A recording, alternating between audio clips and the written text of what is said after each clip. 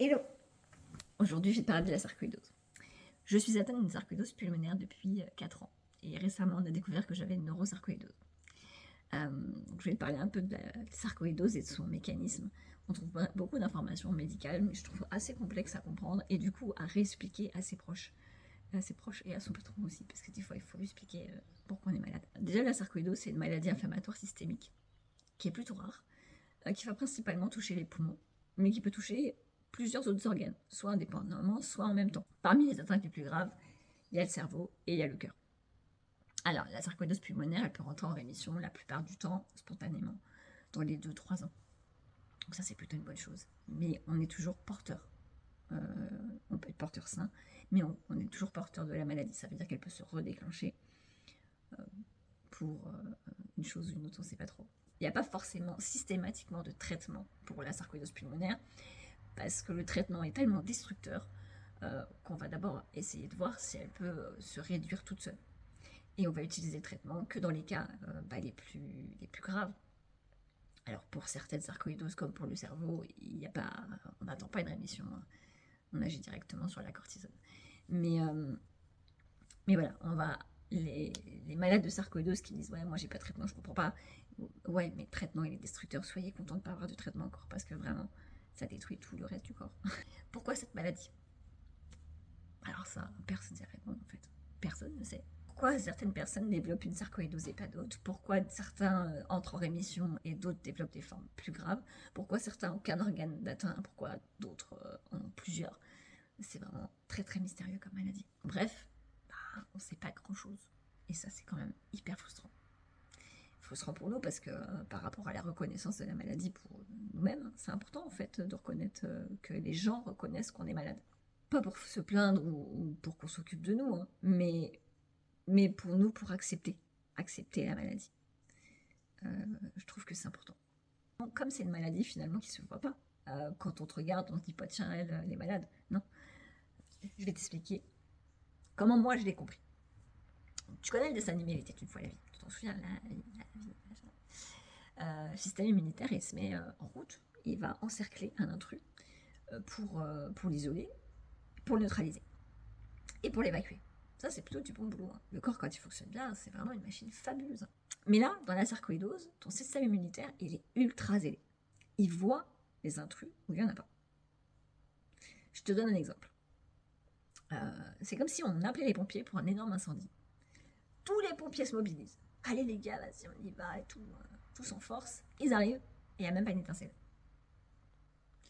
Là, les gars, ils se disent, bah écoutez, on s'est peut-être pas déplacé pour rien, on va se faire un petit fristy. Ils montent le campement. Donc, tu vois, ils faire avec les granulos. Et ils sont tellement bien, entre potes, qu'ils n'ont pas envie de repartir. Ils vont s'installer là, peinard. Et parfois, ils sont installés depuis tellement longtemps qu'ils vont abîmer le terrain. Donc là, c'est quand ta sarcoïdose, notamment pulmonaire, devient une fibrose. Donc là, ça devient plus compliqué.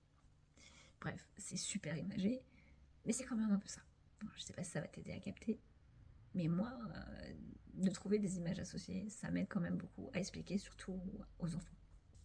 Dans les facteurs aggravants et les facteurs déclencheurs, je dirais le stress, l'émotionnel, euh, le sucre. Je pense que le mode de vie, le régime alimentaire joue pour beaucoup dans les maladies inflammatoires. Déjà, le régime alimentaire parce qu'on consomme énormément de sucre. On est une société qui consomme beaucoup, beaucoup de sucre raffiné. Et moi, j'étais une grosse consommatrice de sucre. Je me qualifiais même comme addict au sucre. Je pouvais retourner à un bureau pour une barre de chocolat. Je suis sevrée.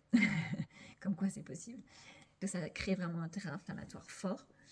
Et je suis quelqu'un d'extrêmement nerveux. Je suis quelqu'un de stressé. Et je suis quelqu'un de très très sensible. Et du coup, je vais ressentir le stress de façon un peu démesurée. Donc, le moindre truc va me stresser, va m'angoisser. Je vais me faire des films. Enfin, bon, bref. Des trucs vachement chiants, quoi. Et l'émotionnel.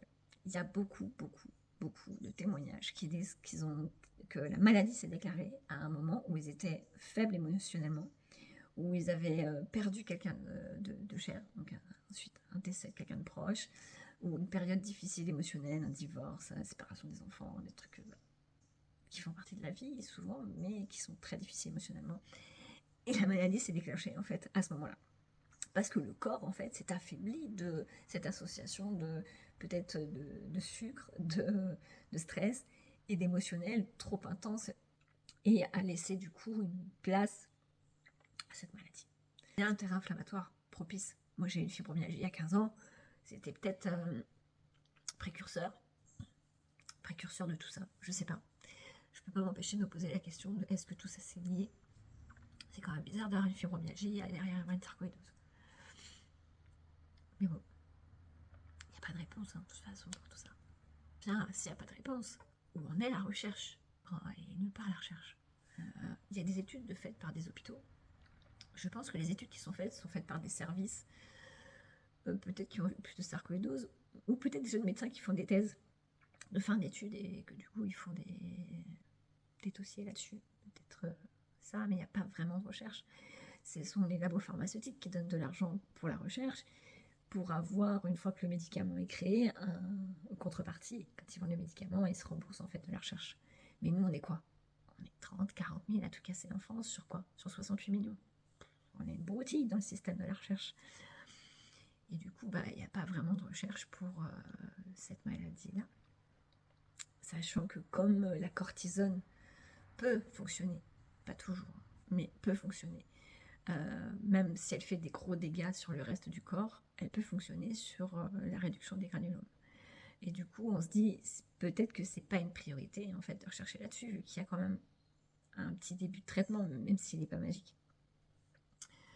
Donc, voilà. Mais du coup, ça aurait été quand même bien de savoir comment se déclenche cette maladie, parce que, imaginez, ça se déclenche par quelque chose d'allergique. Bon, c'est allergique au chien, t'essayes de pas avoir de chien, c'est pas très raisonnable, quoi.